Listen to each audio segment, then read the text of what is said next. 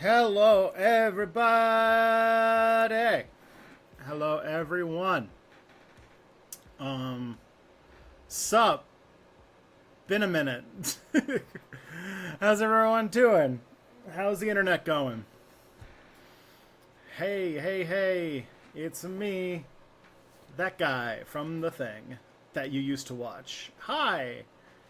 Guess I should move this to the side and put this here.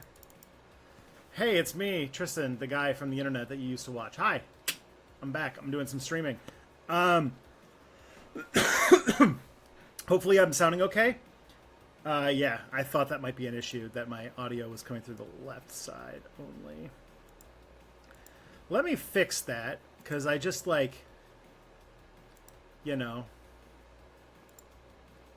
had only been doing... We're going to have a whole fun thing together. Okay. Mono.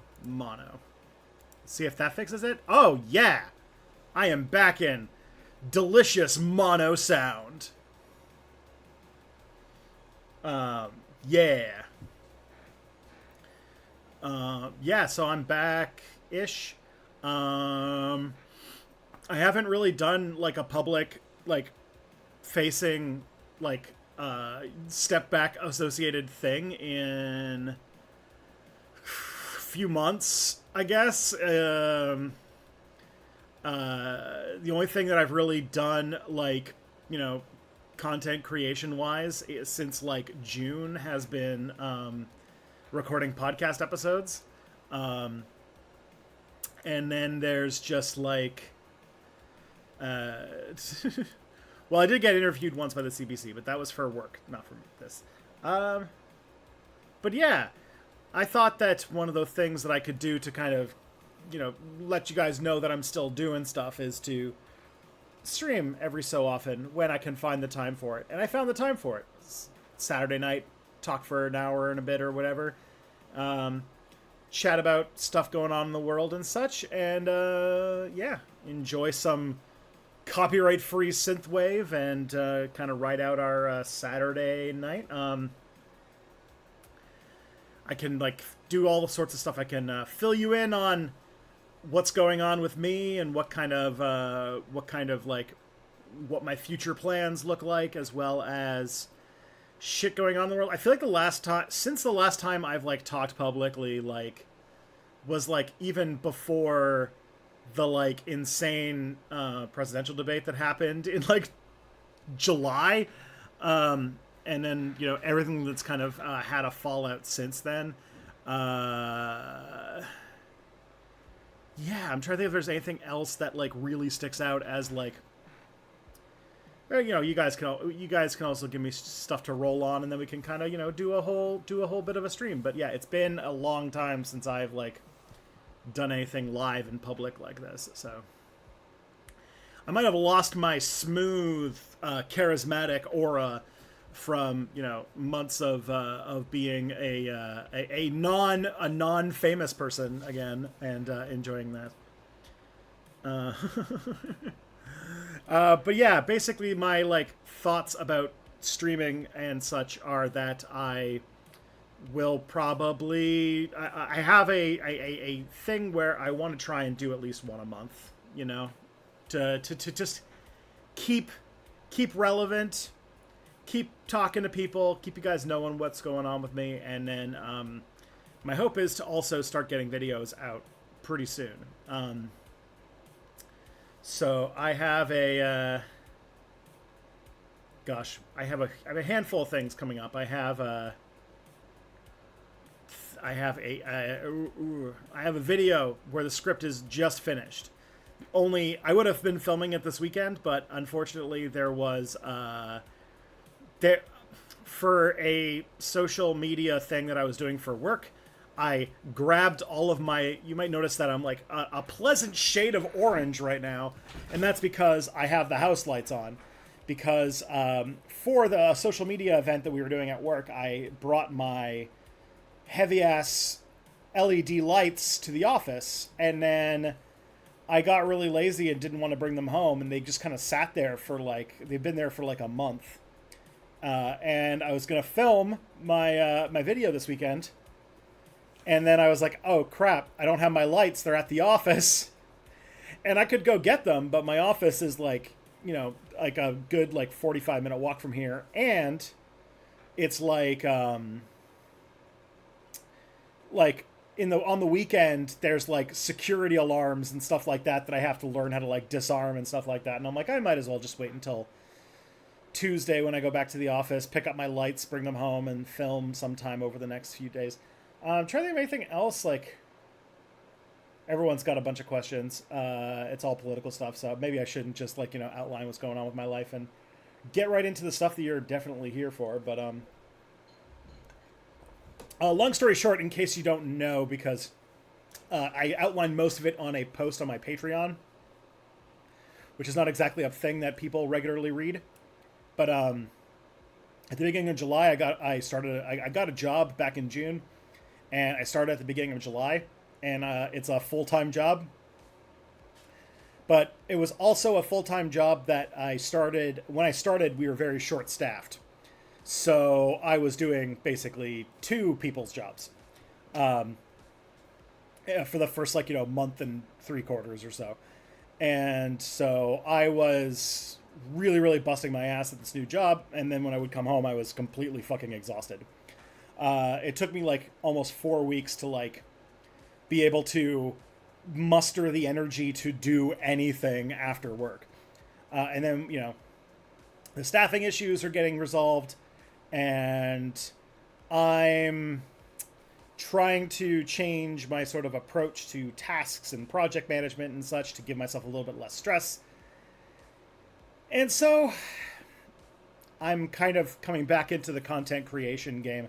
Like I said, the next video that I'm working on, the script is finished, and I have lined up a professional editor to edit it. So all I need to do is film the video, and then I have to hand it on to the editor, and then it'll be in everyone's hot little hands, probably within a few weeks of that, because I have to put it on Nebula, get a sponsor, that kind of thing.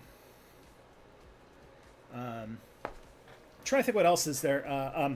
The only thing that I have had the energy to do over the last couple months is we recorded an entire season.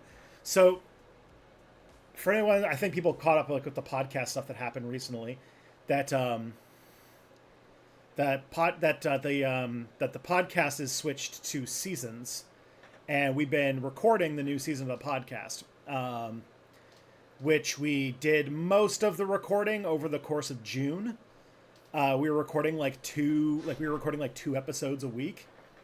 And now we have every episode except for one finished. And we have we're editing the podcast to get it out for October. So yeah. Be more fun. The show is taking a bit of a turn in the sense that Scott's taking a more active role in the show pre-production, and I'm taking a more active role in our post-production. And we're starting up a It's Probably Not Aliens Patreon with the goal of raising money so that we can hire an editor for the podcast.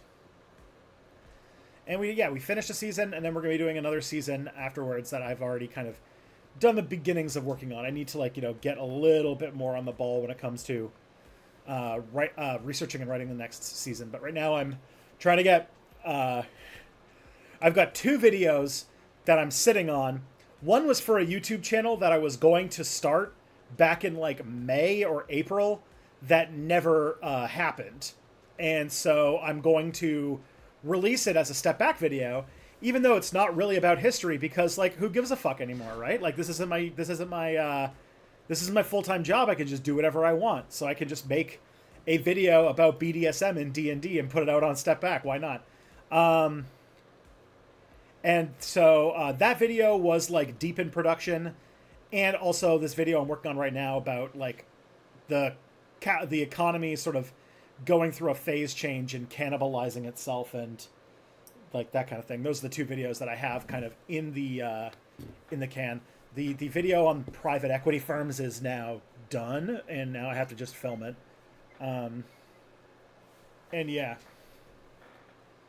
but I'm happy to finally be able to be making stuff again, because I was a bit of a wreck for the first month of not making stuff. I was like seriously mourning the job, like I'm like, because I had been a full-time YouTuber at that point for like almost 5 years, which meant that I had been like, and before then I was a grad student, which means that like when I started the job, I had to deal with the fact that like I had, and this is going to sound so petulant to anybody who's ever had a real job, so please forgive me for sounding like the world's largest whiny baby, but like I was not used to having so little control over my time. I was not used to having a commute. I was not used to like having to like I was like, people were like giving me like I was like making issues because like I didn't know how Zoom worked, because I had never really done Zoom meetings, so I had to like figure out a whole bunch of stuff, and I was like really dumb at a bunch of things. But I've settled. I think I'm coming to terms with everything, and I feel a little bit better now. And so that feels better. Um, and then yeah, raising a kid at the same time. Thing is, like with my little boy, who's not so little anymore. Um, whatever time I can also get to spend with him, because like he goes to bed at like 7 o'clock, and so on my average work day, I'm like I get like a couple hours to spend with him. But do you not have kids? No. Yeah, well, I mean I do, but you mean like I meant like like when you're like working at an office building, you can't like decide to go do your laundry as your like coffee break, and yeah, stuff like that. Um, so yeah, it's just looking forward to the BDSM and D&D video. Yeah, I have a couple interviews that I really want to do before I like can call that video like research done, because like I have some pretty interesting contacts. I've already done some interviews. Like I did some interviews months ago that I'm sitting on, that I'm excited to like bring into my stuff. And there's one interview that I really, really, really want to get that I have all the contacts for. I just need like we even like exchanged like back and forth a little bit. But I need to like confirm a date with her and then have the interview. And so I'm like, but for the topic, it would be really big.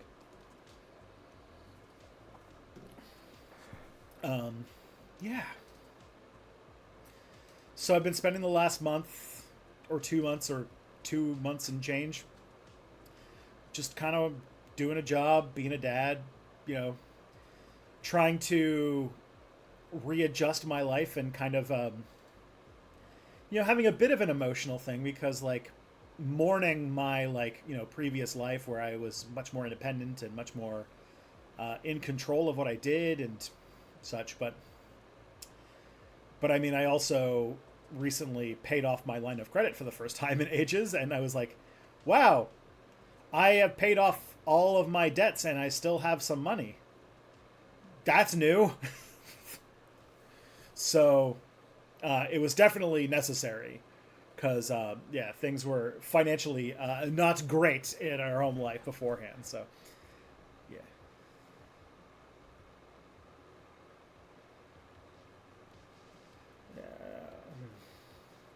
What's my policy on screen time for Tristan Jr.? So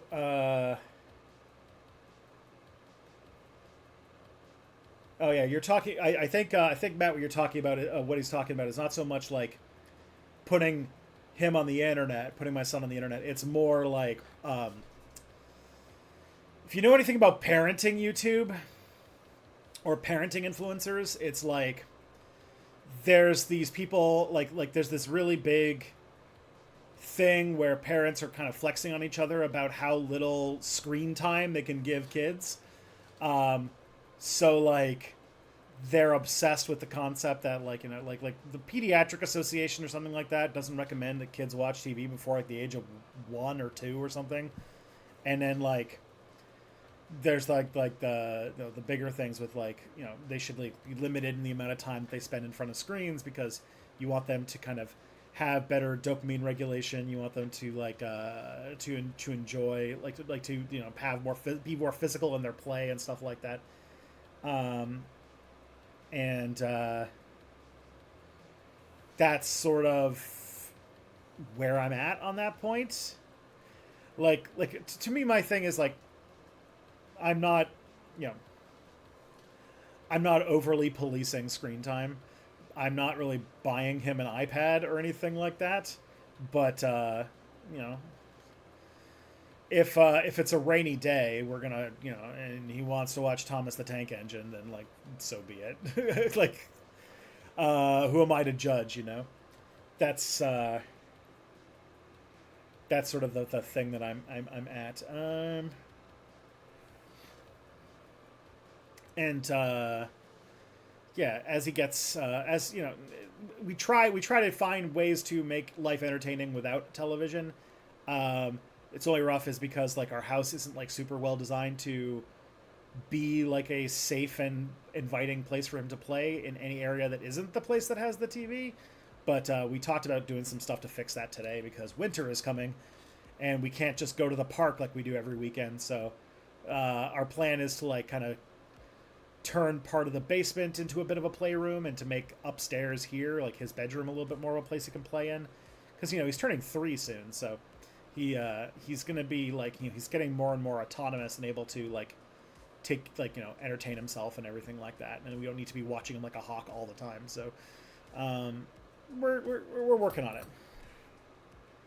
but I'm very much not like no screen time, no like there's a lot of like parenting Instagram influencers out there who try to make you feel inadequate as a parent over this, and like I think it's bullshit. I think it's not that it's complete bullshit, but it's like the harms are very exaggerated and are not borne out by like a ridiculous amount of evidence.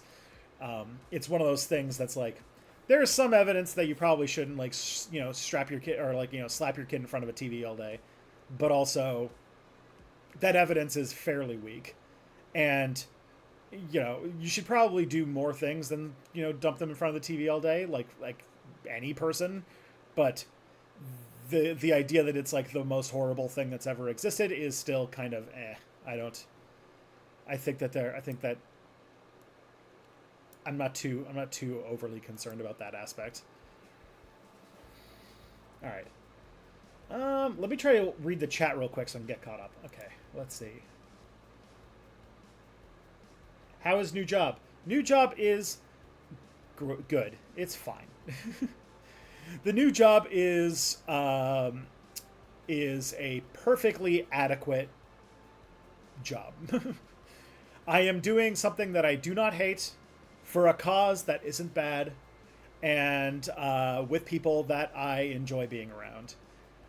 Is it the like the thrilling heights of being a full-time artist in complete control of my work? No, it's not. It's not nearly as fun as being a YouTuber. But I'm doing something that is good for the world, kind of.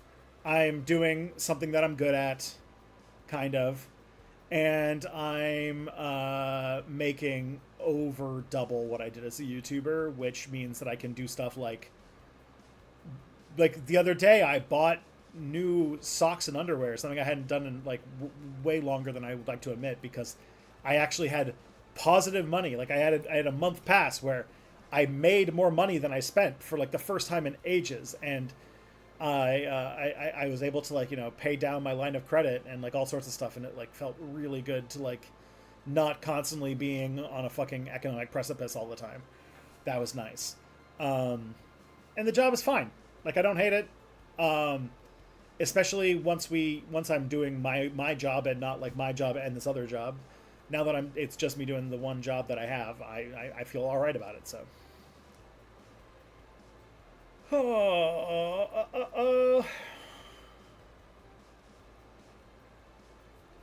Yeah, when the notification went up, I was gonna ask when is the next. It's probably not Aliens, but the latest episode has dropped since. Yeah, October is our goal. My tentative date that I really want to hit is October 1st. We do have to edit like 12 podcasts before then, so that might be like we have right now in the can, I think, 11 episodes, and we're planning on releasing 12 of the season. So I need to we have a lot of podcasts to record. But there's some really fun episodes. There's an episode we have what's it called? We have an episode where Tom Nicholas is our guest. We have an episode where we have Dale Kingsmill coming back. So yeah, it's gonna be some good stuff. Do I have any thoughts about Labour winning in the UK? I mean, not a whole lot.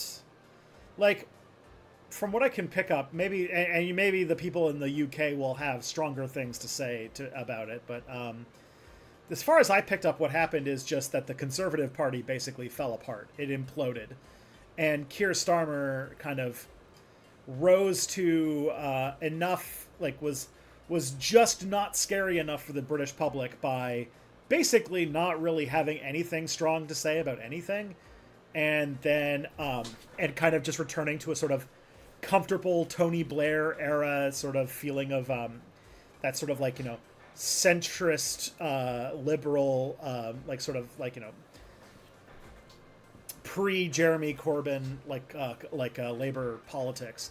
And between that getting better, and then between that happening and but mostly the fucking Conservative Party, which had just been falling apart with Brexit, and then Boris Johnson, and then I don't remember what her name was, the one who was prime minister for a month, and then there's Theresa May was in there somewhere too, and the Conservative Party has been in a really really tough really bad straits, and it kind of just collapsed, and the Labour Party just kind of swept up as being the sort of default second party.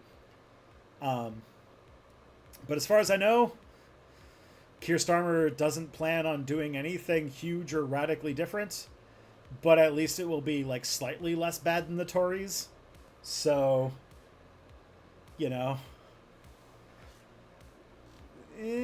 congratulations-ish. That's the way that I would think of. That's most of the thoughts I have about the UK, is that I'm imagining that the UK is still got a lot of shit it has to deal with. Didn't they just have a fucking anti-Muslim pogrom across the country a couple weeks ago? UK's still got a lot of problems, and Labour's not exactly going to be great on it, but I guess it's probably, I mean, I can't speak for British people, but I imagine it's slightly better than the Conservatives. Truly lovely to see you. Thank you, Don Trump 901. I appreciate that. I'm glad to be back. I'm glad to be doing something. Will an early election in Canada lead to a Conservative win? Almost certainly. Yeah, that's the thing that that's kind of happening. I don't know. I'm gonna probably hear more. I'm part of my local new Democratic riding association, and I'm sure we're gonna talk more about it. But yeah, this just happened a couple days ago, where Canada might. It's not, nothing's been officialized yet, but it does seem depending upon what the NDP plans on doing, that not too distant future, Canada might be in another federal election, and right now the Liberals are poised to lose, and lose badly. And so, yeah, Pierre Poilievre taking over, becoming prime minister, will not be fun.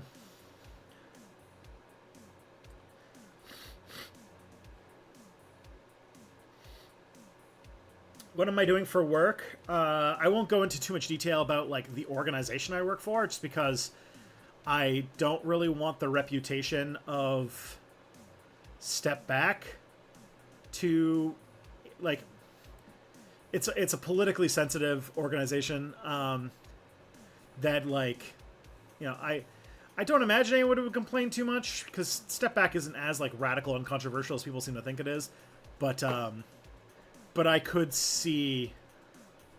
I just don't want to accidentally do anything. But for the most part, my job is in communications. I make like social media posts. I talk to the press. I write press releases. I craft I craft plans and stuff like that for those kinds of things. That's my job. I make like like Instagram posts in Canva and put them out and like write tweets and have a content calendar and all sorts of stuff. And roughly my job is about helping immigrants.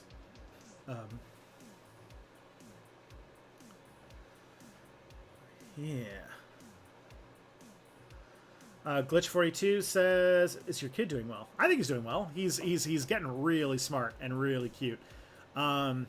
He's like now starting to like be able to like fully like put together like fully articulate sentences, and like he knows like now to be like, "I want this, please," like that kind of like he's starting to like really put together like fully articulated sentences, and also just being like more interactive, and he's like being able to follow along with stories, and like I don't know, he's just getting really smart, and like he's making that transition from being kind of like a toddler to being like a young child, and it's very cute.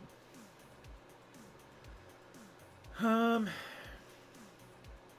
have any thoughts on the NDP? Okay, yeah. I thought I don't know why I missed this. Dazia asked, "Do I have any thoughts on the NDP ending their coalition with the Liberals?" I mean, it's a big thing. It's a big like so if anyone doesn't know, to kind of fill everyone who doesn't live in Canada, the Liberal Party that runs our country, like basically Justin Trudeau's political party, has been running the country with something called a minority government, which in a sort of like Westminster sort of, you think about Canada, you have to think like kind of like British style politics. So right now, the Liberal Party has been in a minority government, which means that they have the largest share of seats in Parliament, but they don't have over 50%, which means that if every other party voted against them, there would be an election. Like, if they did a non-confidence motion in the government, they would lose.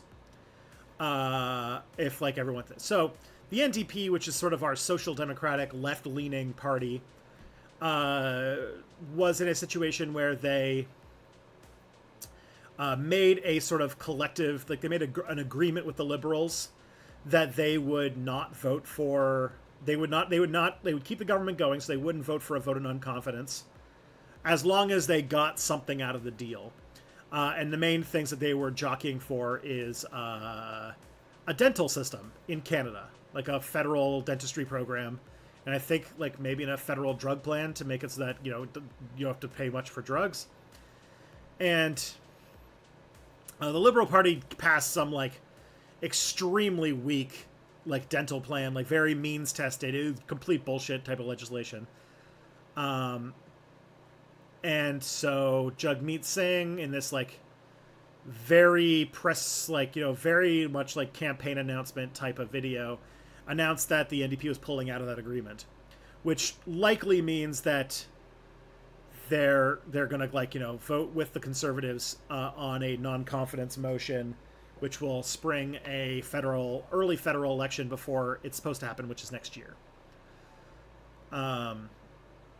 And unlike last year, this one is likely to result in a pretty bad loss for the Liberals, because the Liberals have the absolute shellacking that has happened to the standard of living in Canada over the last few years. Canada's had a bunch of issues with like, we have like some severe housing shortages, and so like the amount of housing is the amount of housing we're building is very out of line with like population growth and immigration and stuff like that.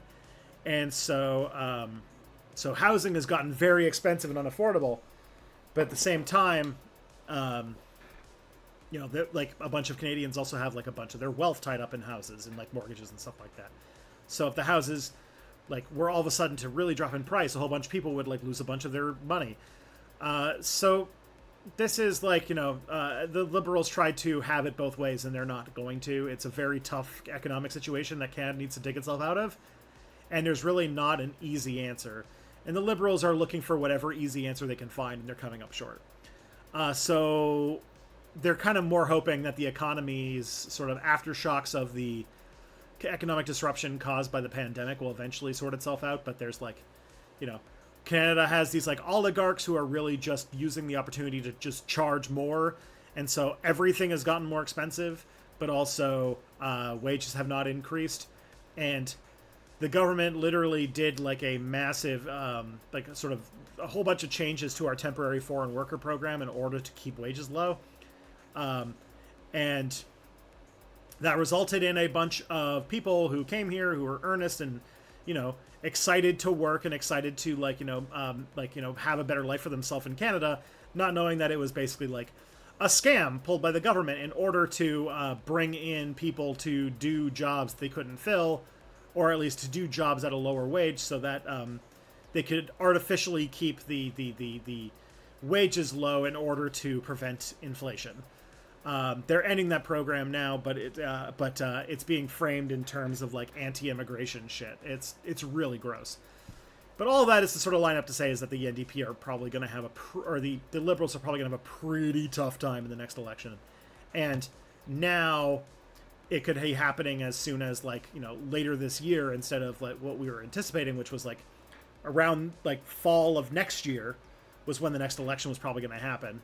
And the Liberals could have used that year to sort of build up their war chest, but also try to do things to, you know, bring people back into the fold. So this is probably going to end up being like a pretty big loss for the Liberals.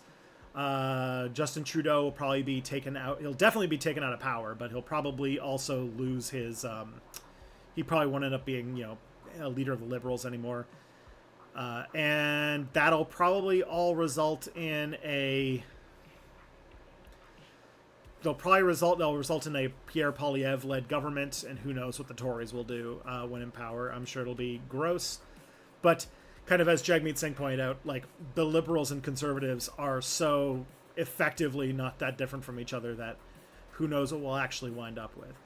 Why is Jagmeet Singh doing this? That is a really good question that basically everybody is asking in the media right now. The two leading theories that I have are that, one, internal polling shows that even though Trudeau will take a beating in this election, the NDP will probably gain from that, which could be true. So maybe they're trying to recreate a situation like 2011 where they were the official opposition to the Conservatives. The other option is that the NDP were increasingly seeing themselves as being sort of their fate being tied to the Liberals, and they thought that if, like, you know, the Liberals brand goes to shit, then the NDP and this whole deal will also look really bad on the NDP and their leadership. The third is that this is Jagmeet Singh playing hardball, and he really wants to get like some like really comprehensive dental care, and that this is all sort of like a power play in order to make the Liberals not take the NDP for granted, and then beg them to come back into the fold to prevent an election or prevent a non-confidence vote from fucking them over. And because, like, you know, the Liberals are kind of in a vulnerable situation right now, and so Jagmeet might be thinking like, well, if the NDP votes are the only thing that are stopping an election that the Liberals know they're going to lose, maybe they'll cave on some important stuff. Those are my guesses. But we won't know. Next week we're probably going to see some more stuff. Being in the Coast Guard less morally objectionable than being in the Navy? Sure. You're basically doing nothing. Like the Coast Guard, at least in the U.S. I imagine it's a question about what's his name? Tim Walz? and how he was in the Coast Guard, which means you basically do nothing. He's fine.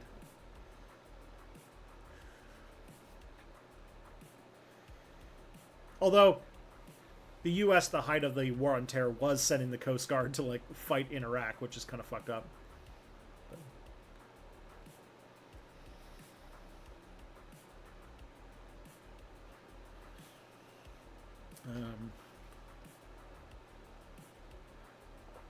Yeah, my next video, the D&D video that I was working on for my D&D channel that never really came together, but I've done a lot of work on, is about BDSM and D&D. So basically, if you're not involved with, like, the Dungeons and Dragons, but also, like, the sort of TTRPG discourse, the RPG world is sort of in a is going through this has been happening for like a decade now, but like people have been more and more implementing what they're calling safety tools and session zeros into RPG groups, because RPG groups, RPGs, TTRPGs might just sound like fun and stuff, but they are getting, as they take themselves more seriously, they're getting involved in more, dramatic storytelling and some more intense stuff. And like, you never know when you're going to be like, running into things that people find uncomfortable or triggering, or, outside of the things they really want to see in their games. And so having like tools in place to like, stop what's going on if something is triggering somebody's PTSD, or if like somebody feels uncomfortable with what's happening or something like that. And also having a session zero, the sort of like a time where you get together before you even start the game to lay down ground rules and like also kind of figure out what you want to do, so all the expectations are set beforehand, has become a more and more normal thing. And there's been some like shitty people who are like, old assholes who are, or just like, people, the kind of people who get mad at women being in Ghostbusters or whatever, getting mad at this practice and calling it and saying that it's bad. And so that's what's happening. And I saw a tweet by like some guy who was like, if somebody showed this to me, I would never play at their table ever. And it was like this checklist of like common phobias and things that people don't want to see in their games, with like, little things to check in. It's from like the TTRPG safety reference toolkit or something like that. That's like a very common thing that's used in like RPG safety stuff. And she, and like this guy like was complaining about it, and I thought I would get involved to talk about it, because I wanted to talk about how these safety tools all do have their origins in like another sort of hobby that is made up of people who put themselves in imaginative, fantastical situations where they play out scenes that can be kind of emotionally or physically intense, and that's BDSM. And how BDSM has like, it's a much more like, they deal with much more intense situations and stuff, so they have a lot more rules about consent and safety and all those things. And I wanted to point out that the role-playing game hobby has already learned a lot from BDSM, and that there's a lot more that we can learn from BDSM about how to make our games better. And I, in the video, have interviewed two BDSM enthusiasts. I'm working on a third, and then I'm also working on trying to interview a sex educator who also happens to be one of one pair of a married couple who have made possibly like the most impactful role-playing game to have come out in the 21st century.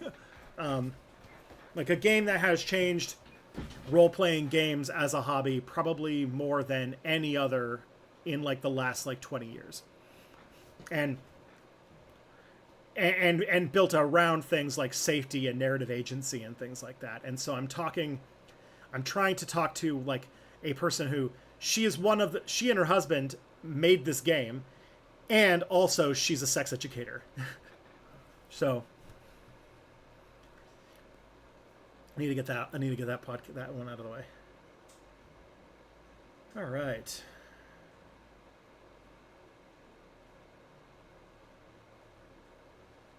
Let's see. All right, congrats on being debt free. Thank you. Yeah, the only debt I have now is a mortgage, which is that's it's normal debt, I guess. Um, yeah.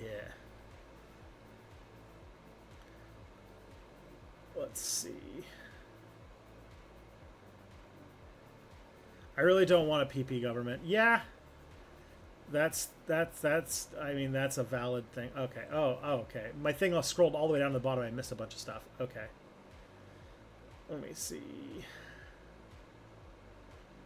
Where did I leave off? Gosh. Okay. Let's see.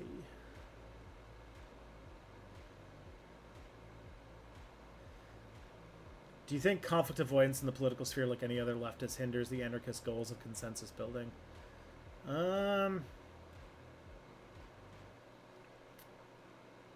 Maybe anarchist goals of consensus building. This is a tough one to chew through, but at its course, like if I'm trying to like see if I can understand the question you're asking correctly, like are anarchists not like anarchists getting along more with people of different political persuasions, making it harder for us to stick out about what we believe in and like just differentiate ourselves from others and build that sort of consensus around the idea that hey, maybe governments shouldn't be a thing. And that's going to be different for every person who gets involved in or how they believe in anarchist praxis. But since you're asking me, I'm as someone who's very who's very much like anarchism is a thing that you like. Maybe this will I'm going to lose a lot of my anarchist cred here, but I always see anarchism as like I'm trying to distance myself a bit more from like seeing everything in theory. So I like seeing anarchism more as a North Star of politics rather than as a like distinct movement. Mostly because we are so far from a world where like an anarchist, like an actual viable anarchist opposition to the current political structure seems possible, that in many ways I would rather focus on pushing for things that fit with anarchist principles and using those principles as a way to inform the direction of my activism and education and stuff like that. Like pushing for like in a situation like pushing for more autonomy and more liberty, like more individual but also like collective liberties, as well as like more locally focused and outside of capitalist structures of economics and such, are all good things that I would push for more of. But also, opposing capitalism, opposing the growth of like a micromanaging state is also just kind of part of that thing. But of course, like we live in a world where the sort of major conflict is like governments, and like your choices are government or private. And I would say that in that situation, like a government is more is more beholden to the people. It's not very beholden, but it's definitely has to at least pretend to be beholden to the people who keep it going rather than a company. So I would prefer that over the other, I suppose. That's the main. Okay. But I always try to get in there that like I always try to like tease a little bit that like, do we really need like a government to do that for us? Like we could do that in like a collectivized left-wing fashion that doesn't require a like large state bureaucracy to take care of it for us.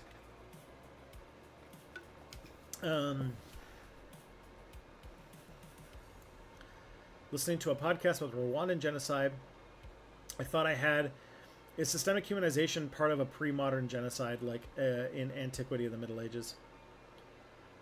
I thought you had is Yeah, I mean, like, the thing is, like, if you want to commit mass murder on a scale like you do for a genocide, you definitely need to.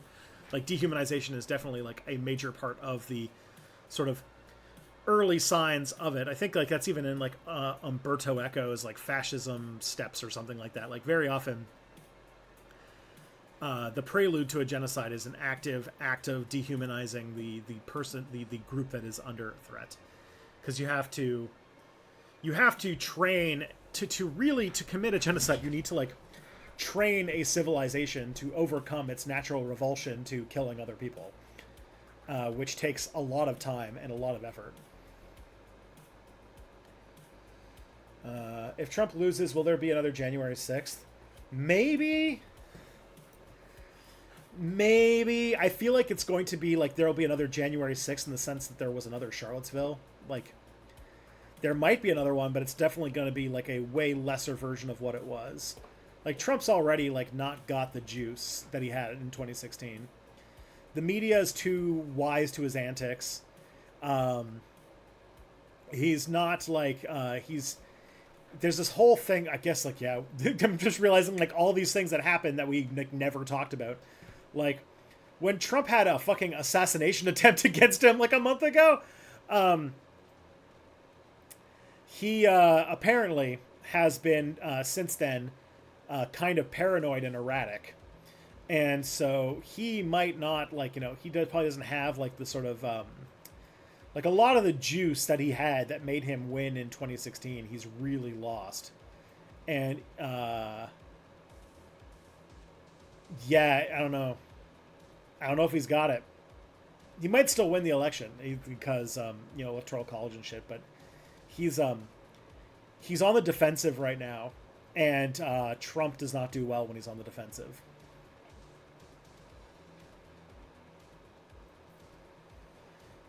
No screens before 3 years old is the Instagram diktat, apparently. Showing my kid family pictures was the exception.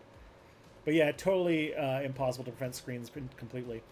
Yeah, and also, like, on that kind of note of the screens, like, kids live in a screen world. There are screens everywhere, and also, like, devices that have screens are going to be like a staple of their daily life for their entire natural lives. So they should have at least some familiarity with that technology, and raising them like they're fucking Amish kids in the 1950s is also like not going to really like, it's not going to help them that front. And like I said, like, I think that like I've seen some fairly significantly good arguments that like there are benefits of screen time. You can like, kids can have more access to enriching entertainment as long as you're like careful about what you put on, like enriching entertainment that make people happy and like make people like make kids like entertain them, but also like they learn things, they can learn new concepts. It can be really good for increasing their like their ability to speak, their ability to read, and like their ability to like learn different concepts. Like, YouTube videos have caused my son to learn so many new songs, and you could definitely tell that like Miss Rachel has helped him dramatically increase his vocabulary. It's just that like, yeah, like it's like all things. You need to not just like do what like kind of kids in the 90s did and have just be plopped in front of a TV like all day long, but they do need to learn how to use the technology. One of the things that's going to be like an ongoing struggle in their lives, just like us, is the whole like, we have a society where like everything is designed to be maximally addictive and blast your fucking dopamine things to its nth degree, and kids are going to have to learn how to navigate and regulate their way through that. And so it's sort of like going like kind of like abstinence only on screens is a way to have them not have that sort of developed thing. So and also people are fucking busy, like, I don't know how many times like if you get up your kid at like 6:30 in the morning and you just need to like have a coffee to wake up, and like you're like half asleep. Like, what are you gonna do? You're gonna go and like fucking like go have like a little like finger painting party at 6:30 in the morning? No.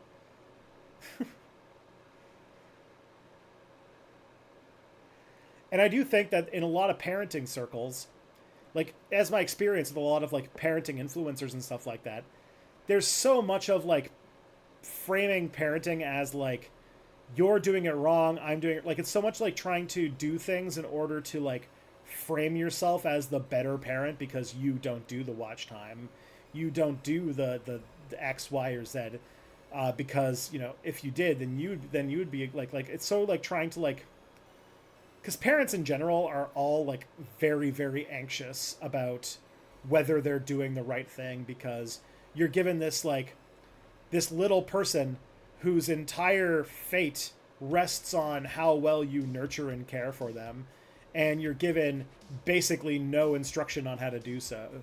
The only thing that the hospital really really made sure that we knew how to do before we left was to not shake him, and also to properly put him in a car seat. After that, we were on our own. And so like trying to figure out and navigate like, you know, that world is full of people who are trying to make you feel bad about your parenting, mostly to sell you on stuff, either their content or products or whatever. And it's bullshit. It's all like people don't like, yeah.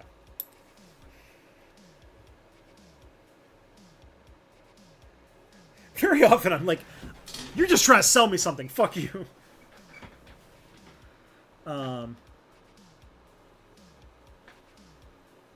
We lived in front of the TV and computers and we came out fine. Yeah, like, fuck. We're gonna have wins tonight? Do we have some good wins? It's been a few months, so let's see if we can get some really good wins. Will anything good come out of the Labour election in the UK? I really couldn't tell you. Really enjoyed the Andrew Mark Henry episodes of the pod. Hope you can get him back. Yeah, that'd be fun.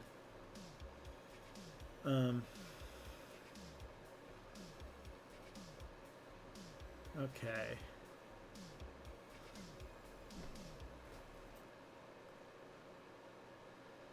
If there was an early election in Canada, will the NDP win the following momentum of the Dems in the U.S. winning? The NDP will probably not win. It would be unprecedented in Canadian history for the NDP to win the election.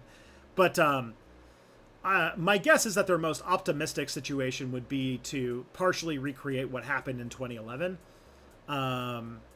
with the Orange Crush or whatever, that like Polyev will scare so many progressives, like you know, moderate, centrist, liberally, like, you know, progressive, like Canada in general is political. Like, this is the main thing about Canada that like differentiates us from the US slightly. I think that the US is more like this than we think, but it's important to point out is that Canada is really, like, our political culture really doesn't like talking about social issues, and most Canadians, even if they're not, most Canadians think of themselves as being socially progressive.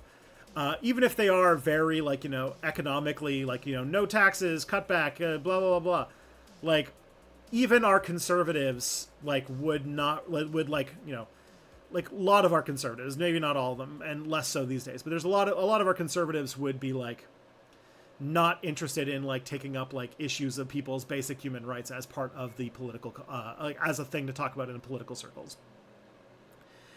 And so, very often, like, you know, if you follow the sort of trace of history, when the conservatives tend to go too far to the right on social stuff, like when they start, like, bringing up, like, you know, being anti-LGBTQ plus, or, like, you know, like really, like, attacking immigration, or, like, all these kinds of, like, things, it tends to burn them, because the election always comes down to, like, the sort of 905 area, which is, like, the sort of suburb neighborhoods around Toronto.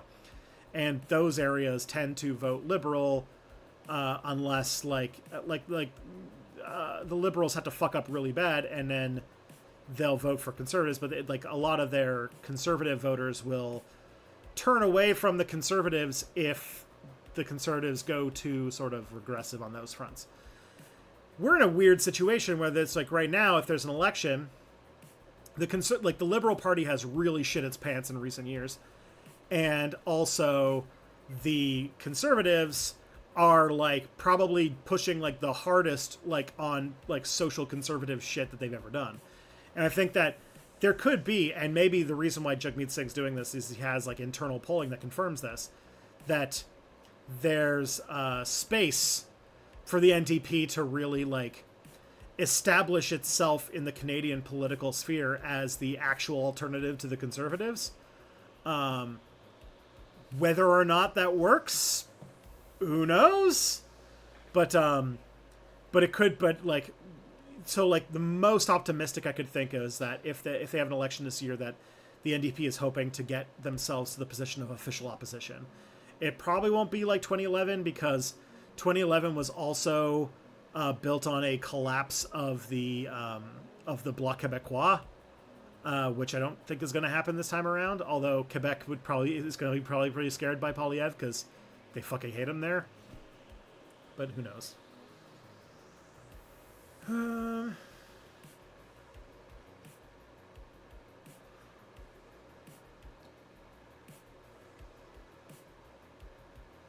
With regards to your podcast, are there any theories you don't buy but don't seem totally implausible? Like apparently a few archaeologists think Vikings contacted the Mayans. Yeah, I think I've said a few of them in some places. So as far as like, I don't know what you mean by like just like generic theories, but like on like sort of like weird history theories, there are definitely some that seem to have at least some, some very weak lines of evidence that could show something interesting.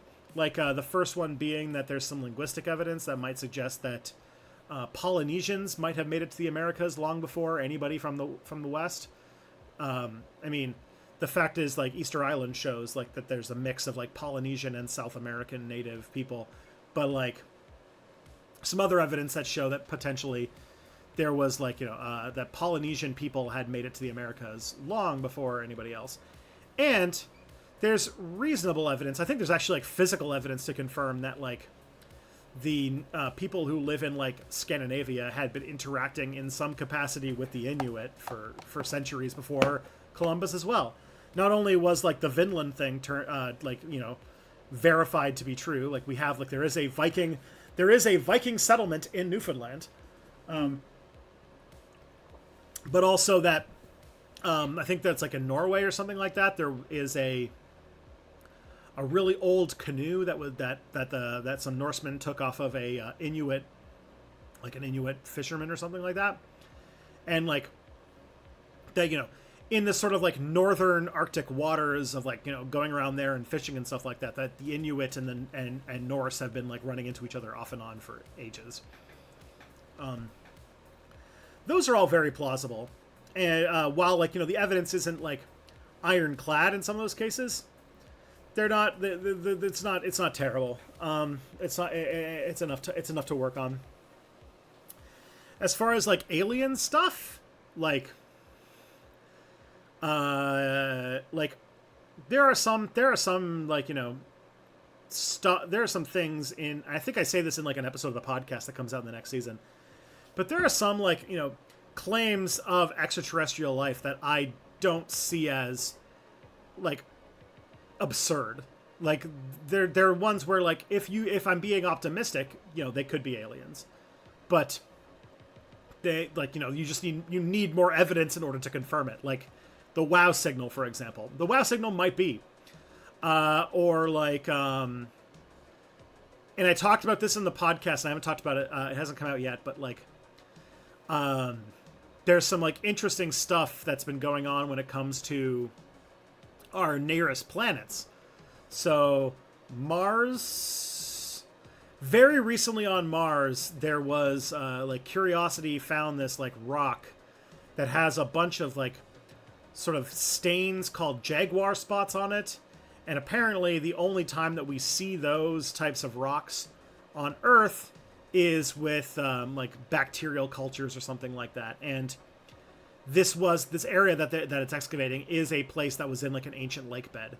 Now the samples are going to go back to Earth at some point, but it's going to be like a really long time before we can actually see that sample up close enough that we can really make some like real educated guesses about that. But that's interesting, and if I'm being optimistic, that could be a sign that life did exist on Mars. That on top of like things like Al the sweet potato, or the space potato, Like that could like it, it's increasingly doubtful, but it's possible that could be fossilized, very very small bacteria that we haven't really dealt with on as life yet. I talked about this a long time with Kelly too, because that was really interesting to me, and I'm like, that this could show, like, if it shows that like Earth, or that Earth was like the source of bacteria on Mars, like in like really really ancient times, or that Mars was the source of bacteria on Earth, we can't kind of like see the solar system as an entirely closed off ecosystem, which would be interesting.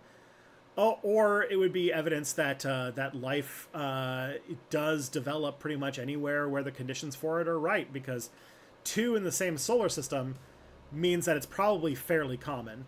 The other one that came up is Venus, which is a planet that I think is highly underutilized for science fiction stuff. But Venus is, as everyone knows, Venus is like a fucking hellscape, because it's like cloaked in like this like thick layer of clouds of fucking sulfuric acid or something like that pretty much prevents anything from living. That's what we thought.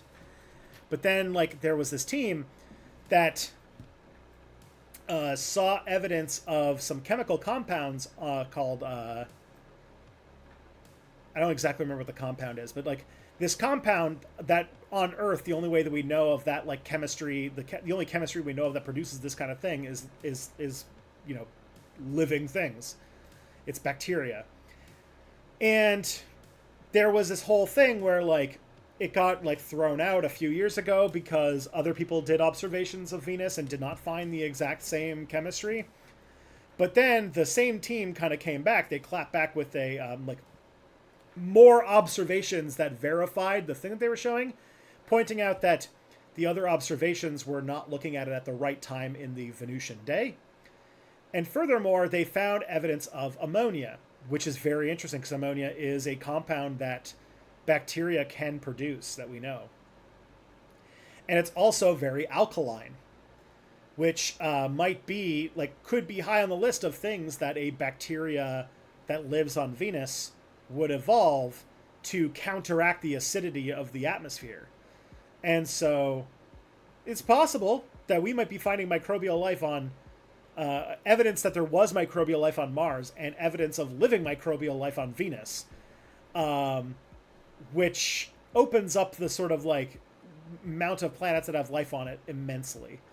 And this all came out while I recently read Aurora by Kim Stanley Robinson, and that book has some extraterrestrial life in it, and I think that like kind of opened things up. So, this stuff is interesting. There's like obviously we need a lot more evidence to really claim that this is aliens and not just sort of like an exotic chemistry that we don't know too much about. But it's interesting, and that's not bad.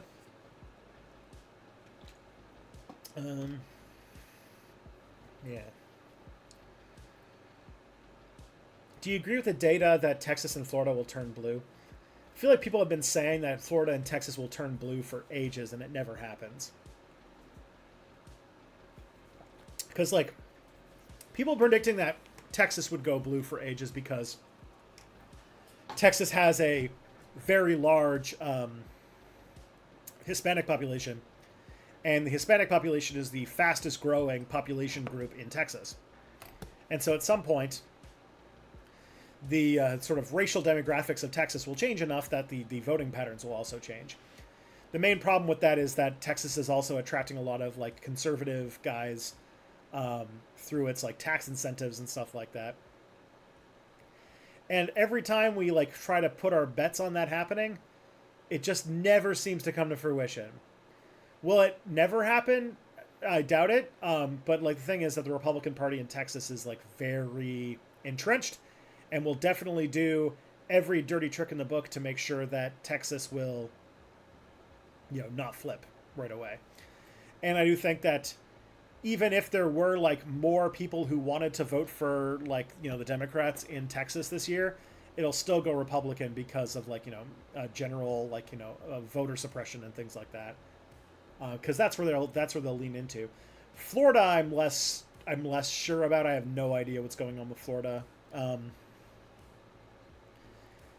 I don't know what kind of things would have changed in Florida in the last little bit to push it in a Democratic direction.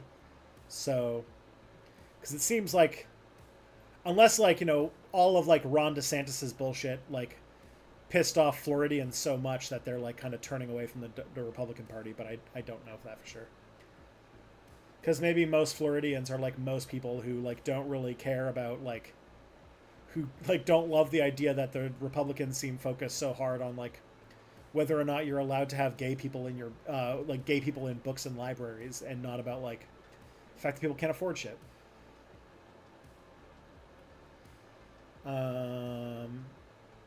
We should do some. We should do some wins. I'm gonna, as I get your wins in, and I will start reading them as they come through. But basically, one of the things that we did on the stream is people would talk about like little victories that they've had over the last little bit, and it's been like a long time since I've had a stream. So I imagine there's some room for some pretty big wins that we've had over the last few months. Do you think the EU will turn far right with AfD winning in a state assembly in Germany? Who knows? I'm not smart enough about what's going on in Germany to talk about what's going on in Germany. I realize that now, as I say that though, since the last time that I did a stream, we also had the fucking thing in France, where the fucking like there was like a fucking popular front against fascism, and now Emmanuel Macron's trying to like renege on the deal, and it's like I don't know.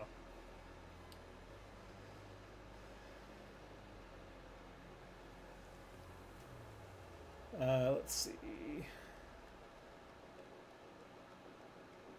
Y'all can get fired these days for saying Palestinians should die. That is really fucked up. I feel like your channel was pretty radical when you started, but now not so much. Do you think I've actually like gotten less radical? Is that what you're trying to say? That's. Jeez, I feel like I've gone harder in since. I feel like when I started, I was kind of radical, and then the world kind of caught up with me. I think that's more like I haven't. My center hasn't changed. The world center has changed. Because yeah, when I was starting out, there weren't really there weren't really bread tubers when I first started off on YouTube, and then kind of the world changed. Let's see. Can I get a? Thank you, Josiah, for $5 super chat. I appreciate it. Thank you so much. Yeah, can you get a few history book recommendations? Ooh. Yeah, let me fire up my Goodreads and see if I have anything good that's like recent. Because I've been reading a lot. Right now I'm reading a book that I probably I think that there's some interest. If you don't know the history, like it's a lot. The only reason that I'm not like in love with the book is because it's like rehashing a lot of stuff that I already know. But it's called The Death of the Liberal Class. And it is one of the most prescient books to describe the sort of falling out of like the center in American politics and the sort of like rise of the far right. And that's really, it's a good book, and it goes into a lot about how like mass media and propaganda and like all these kinds of things like held up the liberal elite class as the sort of like arbiters of like the gatekeepers basically of what was acceptable politics. And as they've sort of fallen apart, that has opened up more like shitty more politics on the sort of political fringes, and they did so by basically embracing neoliberalism and embracing right-wing ideas, which isn't like it's a pretty good book. Like it goes all the way back to like the first Red Scare and all sorts of stuff to like make its case. So I enjoy that quite a bit. The website for Goodreads isn't loading, so let me just open my phone. Let me open my cellular telephone to see if I can find my Goodreads list by date finished. Yeah, so the most recent book I finished was Gideon the Ninth, and I gotta say that I probably need to read it again. I wasn't in love with that book, but I did read it as an audiobook, and Gideon the Ninth is one of those books that needs like you need to like take notes while you're while you're reading it. But that's not a history book, that's a fiction book. You wanted specifically history book recommendations, so let me... Oh, This one will probably not feel like history, but it was a really good one, which was Trust the Plan by Will Somner, which was basically like one of the best like historical accounts of QAnon. I thought that was really good.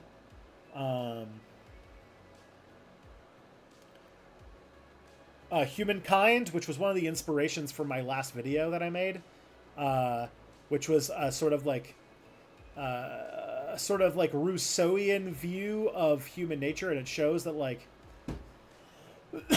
like a sort of more realistic view of humanity is built on the idea that humans generally do want to help each other, and it takes a lot of work and effort to make us like uncooperative and not share and be cruel and capricious to each other. So that's a pretty good one for that.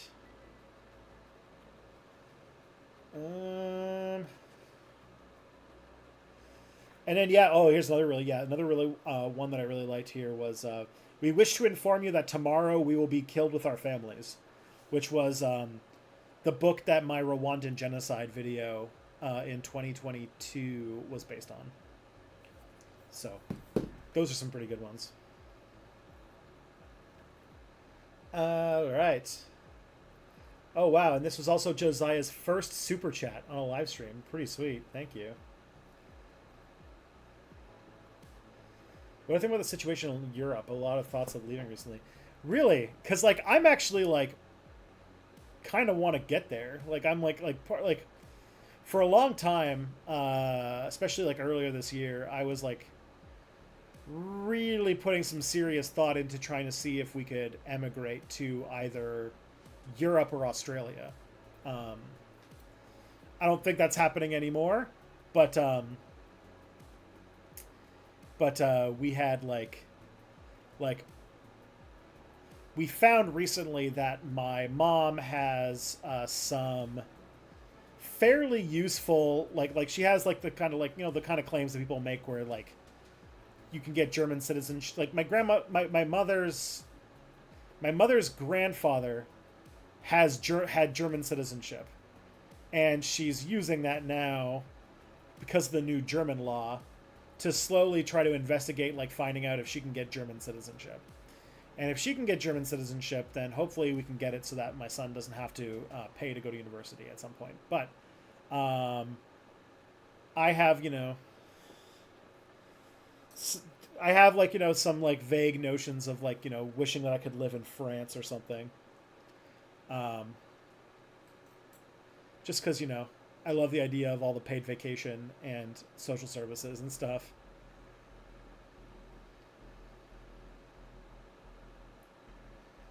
Let's see. Well, Snow Europe's got some issues. How did Canada cope with the Great Depression?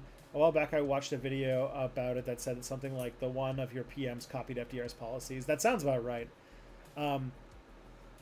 Canada, I think that pretty much is like, yeah, Canada did a lot of like New Deal-y type stuff as well. So you probably know more than me. I don't really, weirdly enough, I actually am not that really good at Canadian history, especially that period of Canadian history.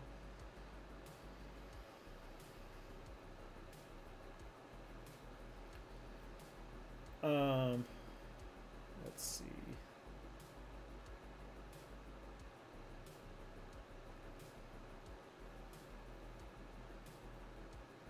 Let's see.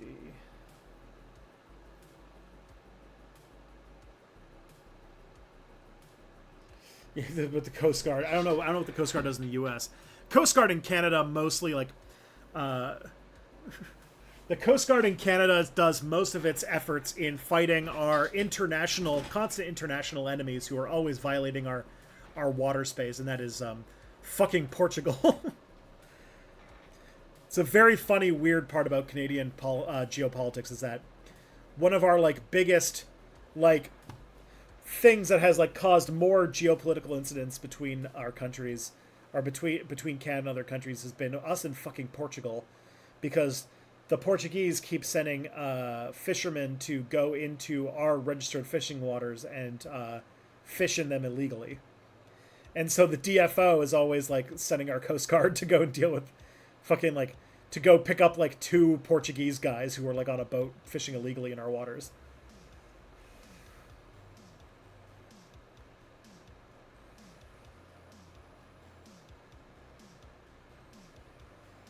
Yeah.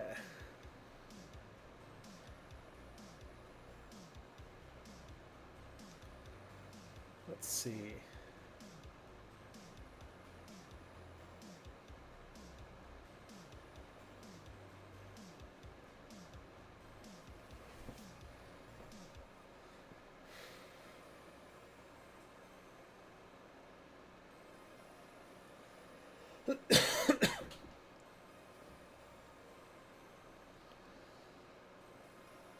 I am alive. Taunting everyone asks if I'm alive, and I am alive. I haven't died.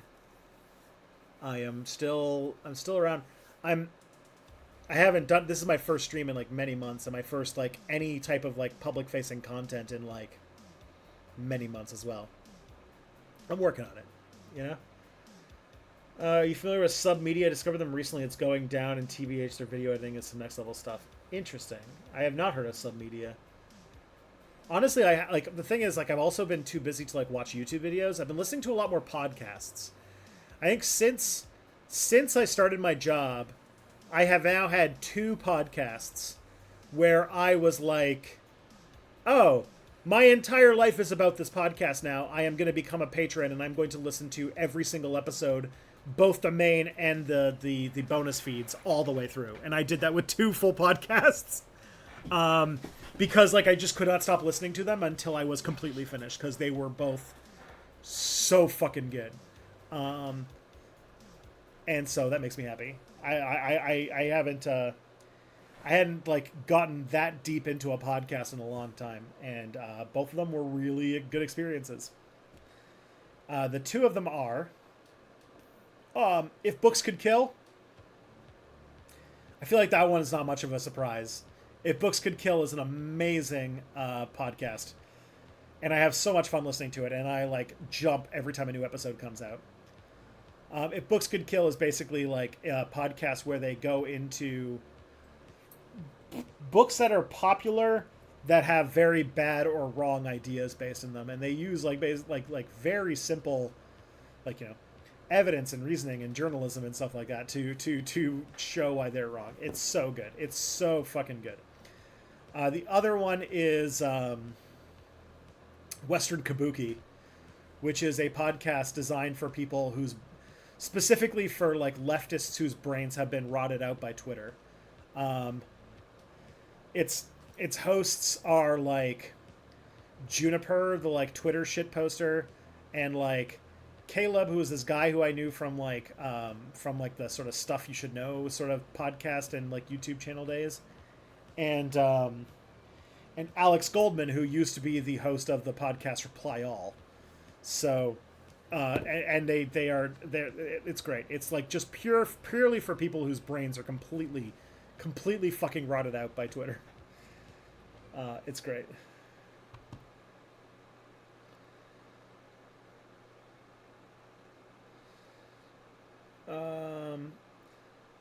With the role-playing thing, why do some people consider being asked to be considerate a personal affront? I think that Matt Thought Slime had a really, really good point about this. I don't remember if it was in one of his videos or if it's something he told me or if it was in a stream of his. But it's the same thing that people... the same thing that causes people to get really angry when you point out that you're vegan. In that I think that people don't like being told that the way that they do things or the way that they're comfortable doing things, the way they feel, the way they're enjoying things that they are right now is in some way ethically or morally compromised. And very often don't like being told, or they don't respond well to other people doing something different because they assume that you're saying that you're better than them. And I think they react negatively to that. And I think that for role-playing game people specifically, there's a lot of role-playing game people who have been doing it for a long time and are very set in their ways and really don't like being told by what they would see as carpetbaggers, you know, people coming from not here, to tell them that they're doing it wrong. Which I think is also kind of the same reactionary tendency that is behind what Gamergate ended up becoming. And I think that plays a lot into that kind of thing.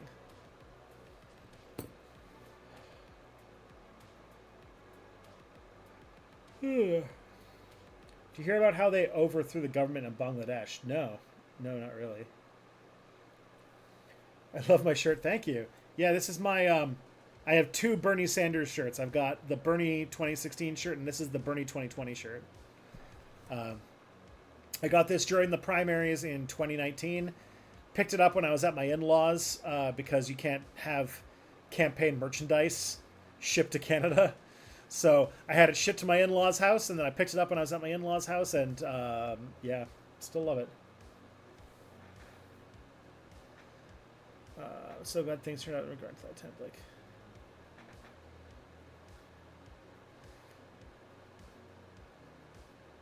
Let's see. Does your kid like dinosaurs yet? Yeah, he definitely likes dinosaurs. It's like we were at a park today that had like a sort of like dinosaur statue thing, and he got really excited. He's not. He's currently, and I'm sure this will make everybody very, very happy. He's currently really deep into trains. Loves fucking trains. One of his favorite types of YouTube videos that he keeps asking for us to watch is just videos of trains.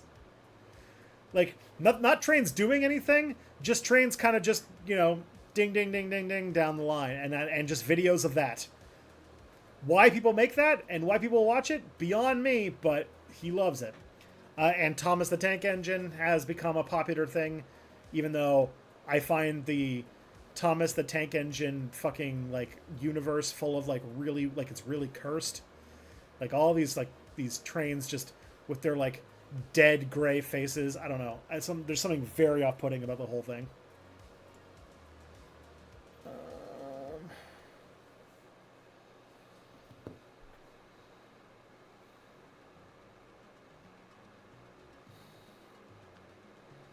What about historical examples of genocide like the Ephesian Vespers? That I can't speak to that, honestly. I don't have the knowledge of what you're talking about.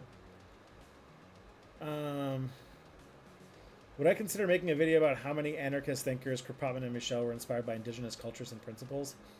Maybe. I don't know if it'd be my place to make that question to make that video, but there's definitely something to that. I believe the large reason why our society has swung so far to the right is downstream from our mass media being owned from capitalists with the profit motive. Could college for all push back against the mass media disinformation and propaganda that is moving us towards fascism society? So the quick answer is, yeah, education would definitely help. I would say that the reason why our society has drifted so far to the right has more to do. This is maybe me projecting or something like that, but I do think that it has a lot to do with the failure of liberalism. Like, right now, in a lot of Western countries, the left has been basically destroyed and has been for decades. There is functionally no left wing in Canada, the US, the UK. Not really. Not in any way that actually has any power. And so, to a lot of people, the stand-in for what, like, left-wing politics actually is basically liberalism. And what they have seen over the last, 30 years and change is liberalism systematically dismantle basically everything that keeps their society functioning in order to maximize, corporate profits and such. And to the sort of increasing crisis of capitalism, the right has been constantly whispering in people's ears to it's the women, it's the migrants, it's the it's the whatever, they're constantly keeping those people angry and telling them exactly what it is they're supposed to do and what they're supposed to hate. And the liberal answer to everything getting worse is typically to say, no, it's not. I have a graph here that tells you things are not getting worse. And so a lot of people, I think, have taken the sort of lack of an alternative and have bought into the only people who are actually offering anything. And the radical left is just sort of so irrelevant that they haven't really been able to make a real strong penetration into offering a viable alternative to people. And even if they could, I don't know if the West isn't so fucking propagandized by the Cold War that they wouldn't reject it anyway. Like, you know, Bernie Sanders tried really hard, and the people, the people of the party, like, ended up ultimately rejecting his idea, partly because of fucking party, you know, fuckery, but also partly because his strategy was reliant on a lot of people becoming, you know, politically mobilized by these things, and these things just people just did not come out in the numbers we needed. What are some of the worst things that could happen if Harris wins? I don't know, honestly. Harris winning would, like, I mean, this is the first time we're actually even talking about her. So yeah, Kamala Harris is the freaking presidential candidate. I think that Kamala Harris being president would generally be better than what we have right now. It won't be great. Like, I think that she has some... Well, I don't know. There's some reason to believe that Harris, compared to Biden, would be more receptive to certain voices to push her left. Because she came into politics with a much more, like, kind of left-wing and activist perspective than Biden did, who Biden has basically just been a professional politician his entire adult life. I don't know if he's actually ever had a real job. But Harris, like, I remember I even said in my video, like a long ass time ago when I was covering all the primary candidates, like, Kamala Harris has a lot of, like if I were to speculate on what her whole thing is that she has a lot of very progressive beliefs, but she's very much like a person who thinks that you need to work within the system to do so, and has basically compromised values at any time in order to secure more power for what she thinks would be for the greater good in the long term. And I would hope, and this is me being optimistic probably, but that it could mean that, like, if Harris becomes president, you could see a situation where, if there was enough pressure put upon her administration, that she might actually put something forward towards, like, a public healthcare system or something like that. Very optimistic, but it's one of the better chances that we've had.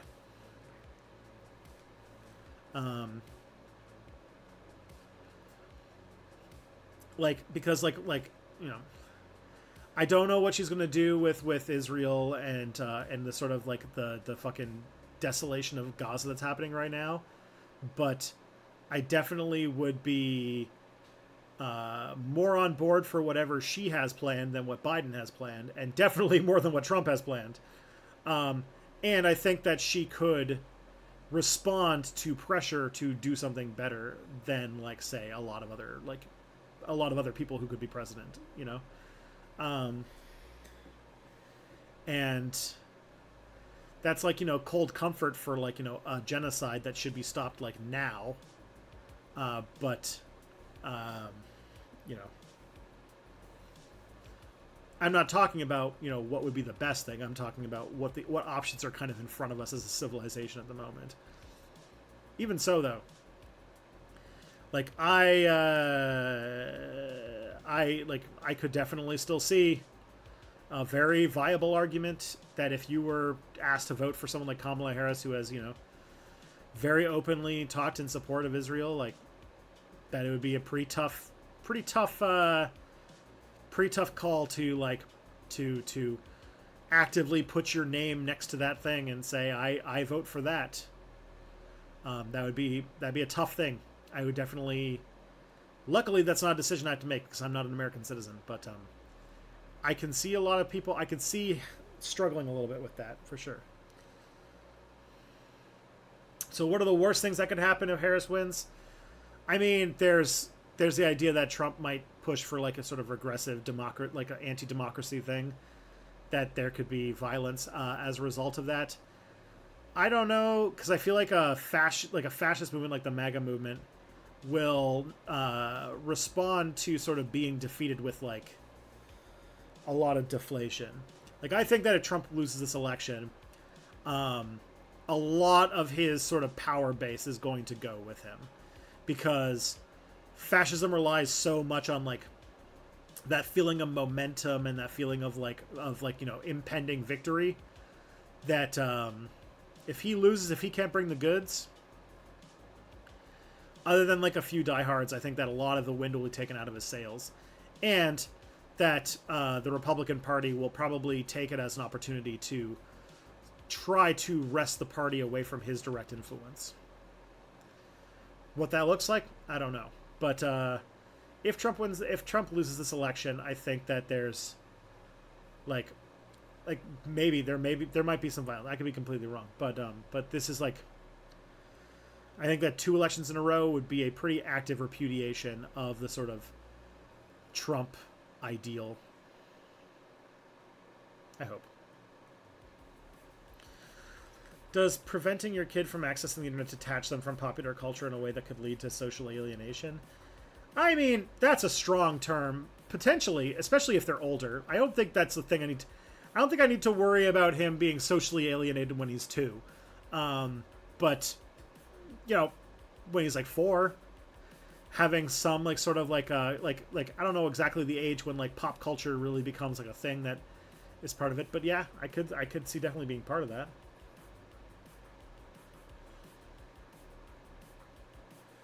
All right.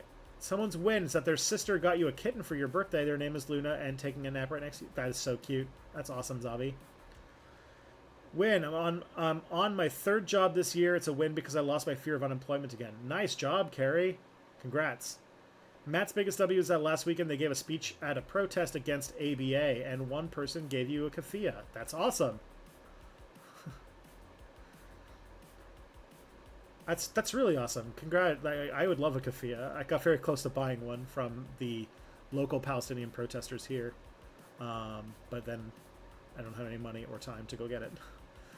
W, my bar got the NA Guinness in it for my silver month. Not a big one, but I'll take it. Hey, sobriety is a fucking daily war. I'm not gonna lean into the struggle, but like, every day staying sober, especially in those early months, is a fucking nightmare. I'm not speaking from personal experience, but I am speaking as somebody who has, the sort of like the neurodivergence that makes like trying to not do something that you want to do really badly, and that makes like the dopamine hit, can be agonizingly hard to do, and to keep that going for a whole month, it's pretty great. You're doing the Lord's work there, bud.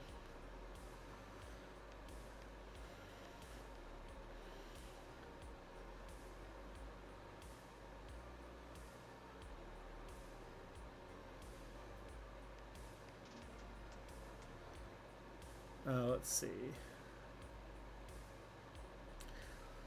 It's good to see you again, Tarbox. I hope you're doing well. If I remember correctly, you've got like a kid. Hope they're doing well.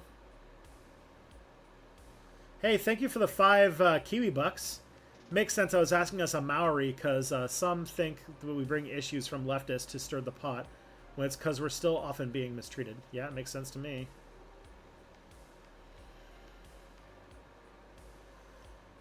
Listen to PP as a bore. It's like listening to JD Vance, except PP isn't much of a joke because Vance is a couch enjoyer. Yeah. It's true. What was my favorite vanilla WoW memory? Could you tell us a story? Oh, could I? Alright, let's see. Vanilla WoW. What's a really good one? So, in Vanilla WoW, I don't know why they did this. I don't know why Blizzard decided to do some of the things that they did.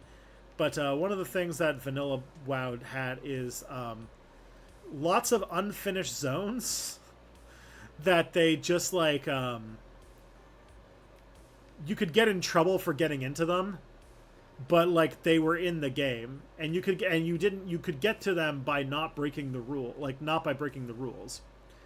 And one of them was they had a Mount Hyjal zone that you could get to just by like sort of, knowing your way around the sort of invisible geometry of the mountains.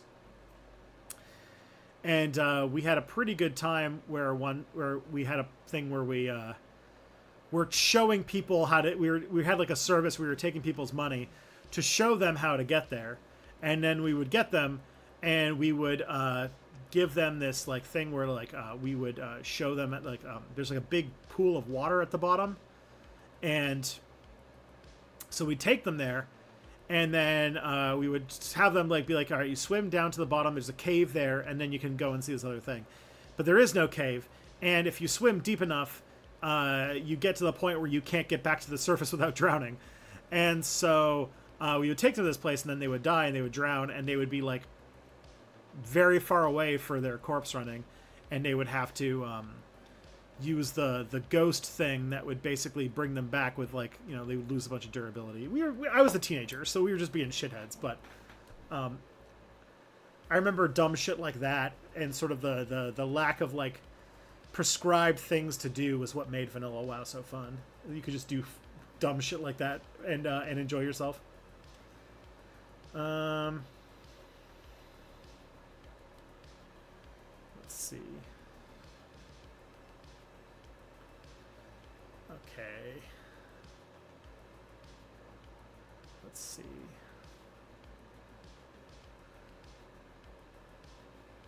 There's been some relatively recent developments on the WoW signal. Can't say I understand it enough to make a judgment, but you might find it interesting. Oh, that's good. You'd love the Venus level Wolfenstein, the new Colossus. You crazy old man Hitler and Reagan getting shot. I have been playing a little bit of Wolfenstein. I tried not the new Colossus, the old one, the first, not the one from the 90s, but like the oldest reboot. And I didn't realize how dumb it was going to be. Like, it's fun, but it's like the storyline is it's very silly. Like, I thought it was going to be like a little bit more like an alternate history kind of dark thing. And then I opened it up, and you were dual wielding assault rifles in like the first 5 minutes, and I was like, okay, I see where this is going. I'll probably keep up with it. The story is sort of interesting. I don't really love first-person shooters, but if I turn the difficulty way down and I just kind of use it to write up the story, I'm sure I'll enjoy it.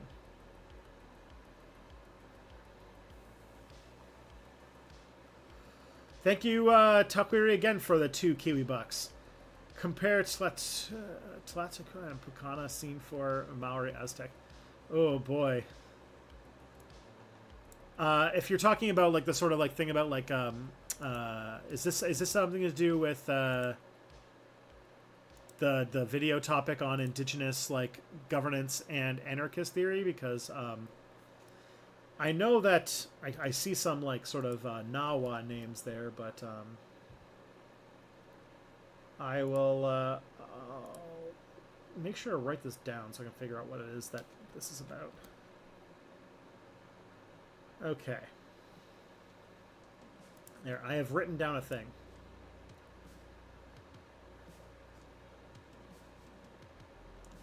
Love the idea that you can inflate giant balloons and airships with air that could float in the upper atmosphere in Venus. Yeah! There's a whole terraforming Mars expansion based around Venus. I love Venus underappreciated. If we do find life like the one on the ice moons under ice seas, do you think that we'll find actual animals or just the equivalent of bacteria? At the moment, the idea of us finding bacteria is enough to be like, this is a fucking huge deal. Like, life is going to be everywhere in the universe. If we, like, go and, like, you know, dig, like, if we, like, send, like, the fucking submarine to Europa and drill underneath the ice and find, like, fish or something, then all bets are off. The universe, all of a sudden, the Fermi paradox gets a lot more scary because we have found, at least at this point, like, multiple times where not only has life evolved, but multicellular life has evolved, which we thought was going to be one of the really big, great filters. Then we're like, oh shit, then why aren't, like, the more life we find in our solar system, the more the question of, like, well, then where are all the aliens now gets more and more terrifying.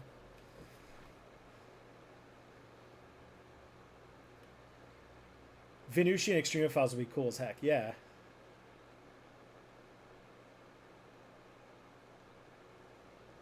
Winds have already submitted above. Alright. Tarbox got promoted in June. Nice. Congratulations. Well done. Matt's been consistently drawing later, including your first 25-minute life study last night. Good shit. Good shit. Can't talk shit Trudeau nearly as much after about Macron shit. Yeah, that's true. Zaymith got to spend some time in the recording studio this summer. Might have some more songs for you soon. Nice. Man, love some love some like ability to make music. One of the things that I really need to do, and this is like super embarrassing, but one of the things that I really need to do is that many years ago, like I want to say for like Christmas of 2019 or something like that, I was interested in getting good at the guitar. I think it might have been like maybe earlier than this, but it was a long time ago. And my parents, as a sort of like really, really nice gift, got me a decent acoustic guitar. Not like, you know, like not like an amazing one, but like one that like was not just like for like the, you know, the kiddo, like plastic ones for like kids just starting. And I proceeded to basically put absolutely no effort into learning it. Like, you know, like it sits to this day in a closet for me to someday look into getting into. And I feel awful because I really want to learn it. I've always been a person who enjoys, like, I think if there's one thing I learned since I had to, you know, stop doing full-time content creation, I started doing communications for a living. And furthermore, 2 weeks ago, I started improv classes. I think I've learned that, like, the thing, like, my ikigai or whatever you want to call it is I really like entertaining people. I like, as much as I like, you know, like, Step Back is fun with educating, I think that I'm really enjoying the act of like being like making people entertained, because the other thing that really gets my juice going is like, you know, running role-playing games like D&D and stuff. And I put so much work into making these games that are designed to be enjoyed by like 5 people. 5 people I care about, obviously, but like 5 people total. And I put so much effort into it because I just love the idea of the like joy and like happiness that I can give them by entertaining them. And as I get more into improv, and I'm like considering that in the future, like I might even like, you know, if I get good enough at it, I would like to like, you know, consider joining like an improv team and like actually like doing more of that. Like I think I'd really enjoy that. And music is one of those things you can do for that.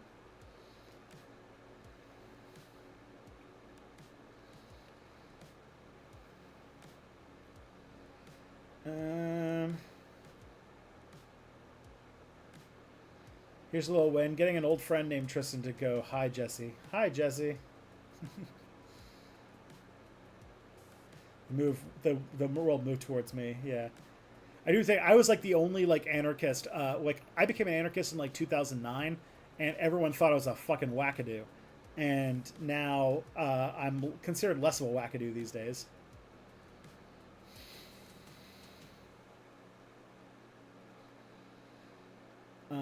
Let's see.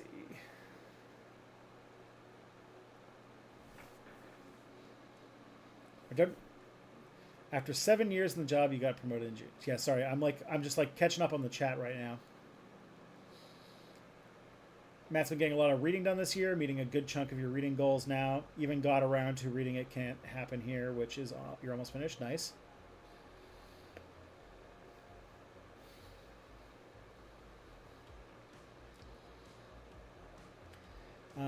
Going to the gym with your sister made you feel healthier, if nothing else. Pretty sweet.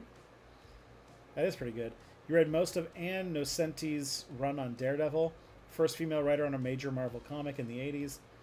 Great Daredevil, rides a skateboard and rides a subway demon. That sounds pretty fun. I'm sorry if I'm getting really bad on I'm trying to catch up.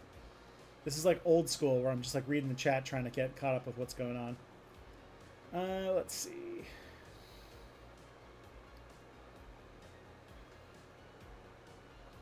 And then randomly I will like scroll down, and then it will automatically move all the way to the bottom, and I'll have to like scroll up to find where we left off. But I'll try to see if I can go a little bit faster. because I think I'm gonna go until about 10, so only about 15 more minutes. I'm trying to get, you know. Matt started a D&D campaign with your friends and been having a blast playing a based halfling wobbly labor bard. Pretty nice. The idea of a labor bard's pretty great. Portugal, really? Yes. As for the reason I mentioned, Spain too, actually. Do you think modern fascism would have risen without the internet? I wonder if someone could have happened in 2008, but computers were like 2 decades less advanced. I think you're onto something there. I do think that the idea that people can communicate and build communities with each other based around beliefs rather than like without geography being a factor definitely has amplified all sorts of like idea and belief and like sort of like consumption based movements. And fascism is not like the conspiracy circles, like the rise of conspiracy culture and fascism are definitely byproducts of that. Let's see. How's the wife and kid? Both doing well. Wife just started teaching a class. Kid is the kid. This is how you know how much things have changed since you guys. I know a lot of you guys have been following me for many years. The kid at the beginning of the month, this month, started preschool. So now he's in preschool. You got a new Maine Coon cat named Sam, and you love the big galoot? Oh, yeah. Maine Coons are so big. What's my job? I think you mentioned in one of your last videos, but I'm totally blanking. It's communications. I do communications for a nonprofit that's focused around immigrants. I don't really want to go into details about who I work for, but that's the main thing.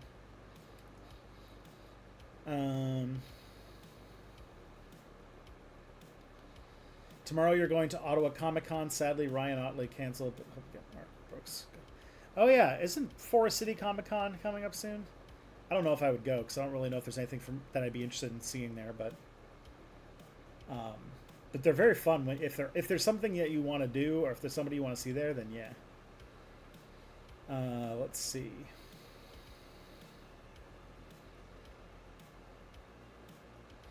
How's the weather? It's the first weekend that it hasn't gotten up to about 100 Fahrenheit, and everyone texts us like we made it. Yeah, this weekend it's like cold. It was like 13 degrees today. It was wild. I like did not anticipate it getting down, especially because like 2 weeks ago it was like ridiculously hot and so humid. It was so hot and so humid that I like walk like maybe about probably like an hour and a half every day to and from work. And I drink a lot of water. Like I have a giant old 32-ounce like Stanley cup that I drink water out of like all day long. And after those days, I sweat so much that I started having like really bad muscle spasms because my body was so low on electrolytes. Which shows that like, yeah, it was bad. And now it's like fucking cold. Yeah. Oh, Tristan, Tim Pool. Oh yeah, I forgot. Like, yeah, Tim Pool and a bunch of other right-wing people are like getting like they were just like Russian, they're just getting like funded by Russia or something like that. That's wild.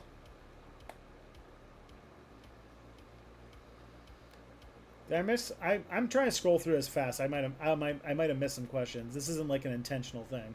Just say it again if I miss it.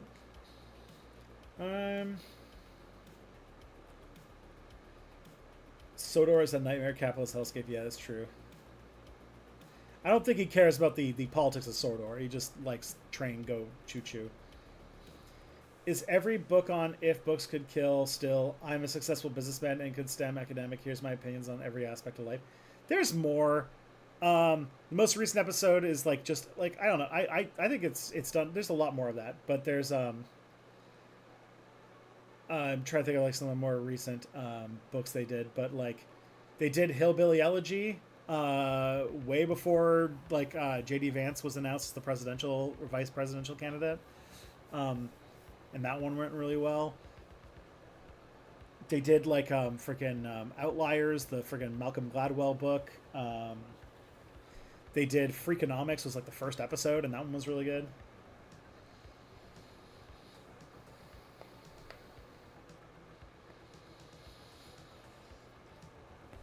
Everyone loves dinosaurs. Ah, yes. I agree. Especially because one of the most fun things to do is that my wife really doesn't like the fact that dinosaurs are birds, or that all birds are dinosaurs. And so every time like we refer to like anytime we see geese and I like sing like the Jurassic Park theme, or if I refer to like dinosaurs as being big birds, she's like, meh.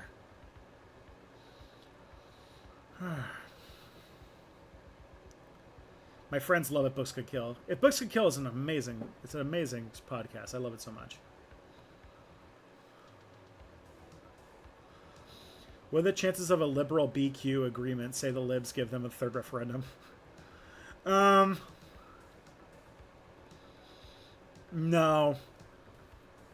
I'm trying to articulate, but no. That I could not think of any parties that would be less likely to work together on anything than the fucking Bloc Québécois and the Liberals. The Bloc Québécois probably hates the Liberals more than any other political party.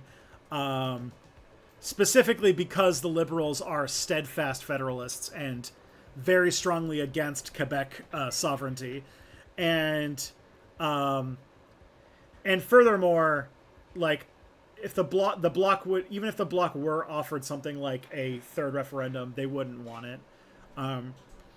Even though like the bloc is like, you know, they claim that like, you know, that independence is their ultimate goal, and that the bloc is like that, like, you know, they're like Quebec nationalists and stuff. They don't like they and everyone else knows that like that independence and another referendum would be deeply unpopular in Quebec and would lose terribly. Like, very much like younger generations of Quebecois don't really want don't really want like separation. It's not like Scotland. It's a different kind of situation entirely. And honestly, a lot of stuff is due to change because one of the things that's kind of been happening in kind of Canadian immigration trends is that non-Quebec francophone immigration is on the increase, and French is becoming a more relevant language in Canada over time.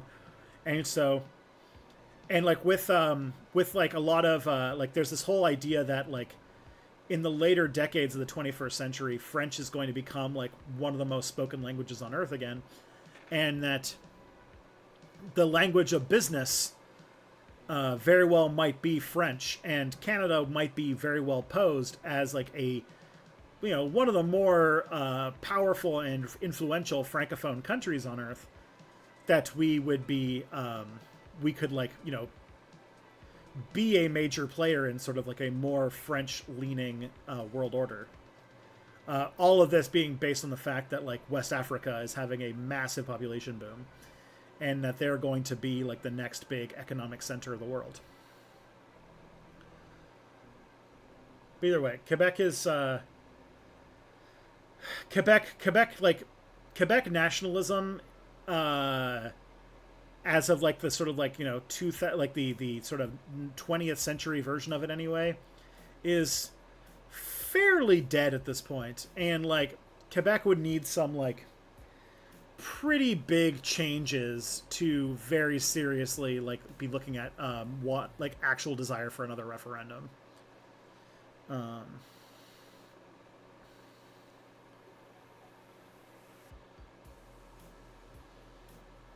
Let's see.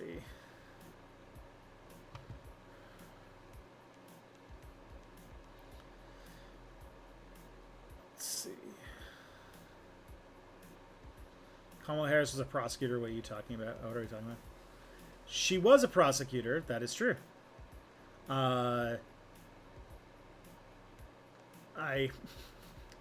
probably need to like do a little bit more to talk about this, but Harris does like you have to think of it in like the scope of like what is actually going to be somebody who can like walk into the upper echelons of the Democratic Party. But as somebody who like could like, I would say that like in like the modern state of like American politics, Kamala Harris represents like like a more a higher potential for left wing victories than we've probably seen in somebody who could actually viably be president in a long time. Yet she is not like this is the thing. I don't like want. I'm not a person who's like, I want her to be my best friend and I want to like every aspect of her. She's not like a president. Like she's not like a person who like I am going. And this is like the kind of thing I always get frustrated with Americans about. Like the president doesn't need to be like your buddy or even somebody that you like. But if they are, but Harris does represent a person who could be pressured for more victories than probably any other viable candidates that America will get in its current sort of political structure for president. That's the way that I would think about it with her.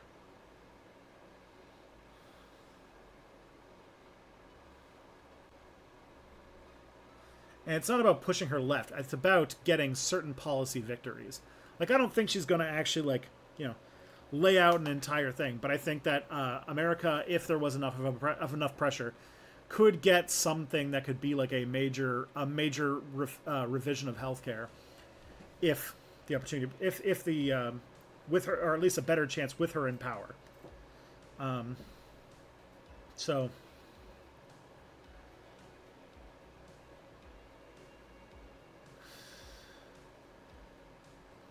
But the thing is, and this is like a thing like this is like a thing that like Americans need to really learn, is that like you need to get a little bit more of that kind of Britishism in you and realize that politicians are not like people that they're not supposed to be your heroes, they're not supposed to be like your champions. They are, at the end of the day, people that you kind of have mild contempt for, that you vote based on whether or not you think that you could, get what you want from them.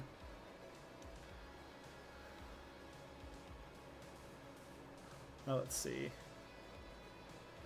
My guy, I have 3 kids. Okay. I'm trying to... Okay, I'm going to...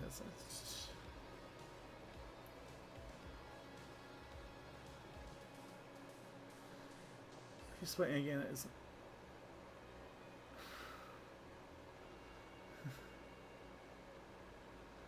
Yeah, let's see...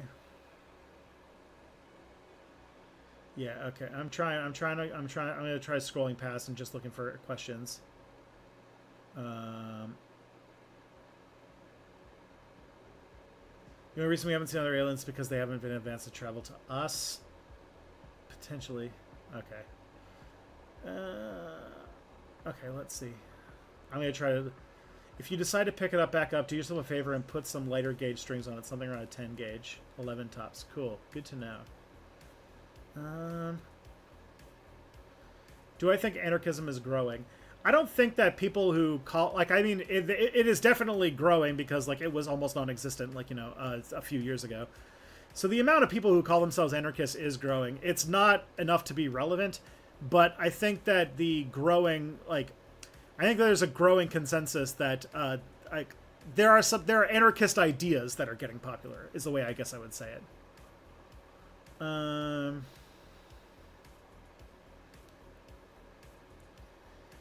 Let's see.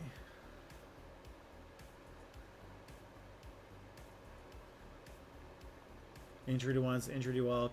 Harris has too much blood on her hands for us to think she will save any of us. That's a way to think. That is certainly a way to think. I'm not gonna fault I don't think that that's like an incorrect statement.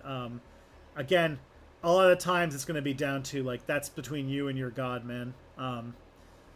You're not left with a lot of great choices when it comes to what Americans are going to do when it comes to like that November day, but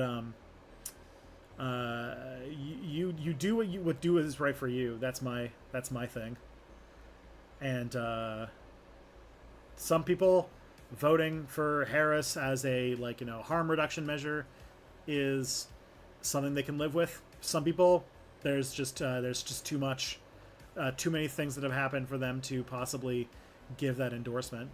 And I've always said that, like, I don't think, like, I'm glad I don't have to make the decision, and I don't fault anybody for whatever decisions they make.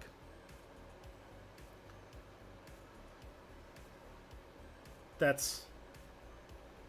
I know that's probably not... I'm not great at answering those kinds of things.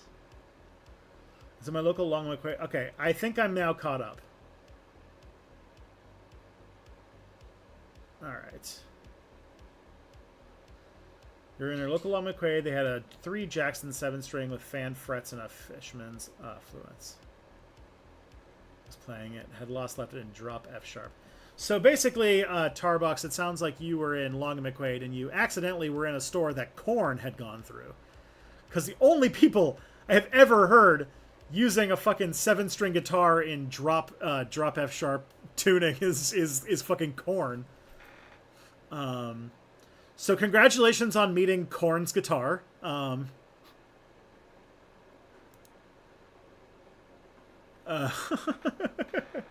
That's what people that come to mind for me. Every time I think of like 7-string guitar drop tune, that's fucking Korn. Like that's the only band that does that, right? That's all I can think of. Maybe there's more, but that's all, like that. My brain always goes to Korn. They're the one to pull that shit. And now I'm like, has Korn made any albums lately? I feel like I haven't listened to a Korn song that is under 20 years old. I'm like, is Korn... Korn plays in drop A. Oh, okay. When was the last time Korn actually made an album?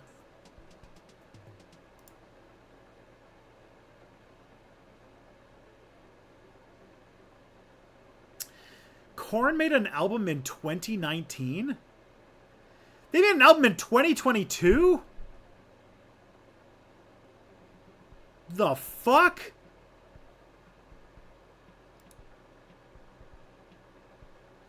Okay.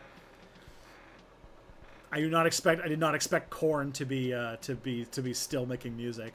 I feel like in my brain, like they disappeared sometime in the early 2000s. Anyways, I think I need to take off. I have a couple more things I want to do before I will go to bed. But this has been really fun. I'm hoping that I can organize another one of these in the not too distant future. So, you guys are great. Thank you so much for entertaining me tonight. And yeah, it's been real. Thank you. Hopefully I'll have better lighting next time. And hopefully there will be a video before the next one. Yeah. Sorry about like taking off randomly. Just as I get caught up to the chat, I'm like, ah, shit, it's over after 10 o'clock. I gotta go. But yeah, it's been nice seeing you guys. I miss you guys. I miss making stuff for you guys. I'm hoping that there will be some really awesome stuff for your earballs in the near term future and on your feeds in the future. I'm not gone. I'm still working at it. I've had a bit of a crazy couple of months, but you know, I'm still, even though I'm down, I'm not out. I'm still, you know, still trying to make good shit for you. Just you know, I gotta get used to it being a side hustle, you know? So, cheers. Have a good one.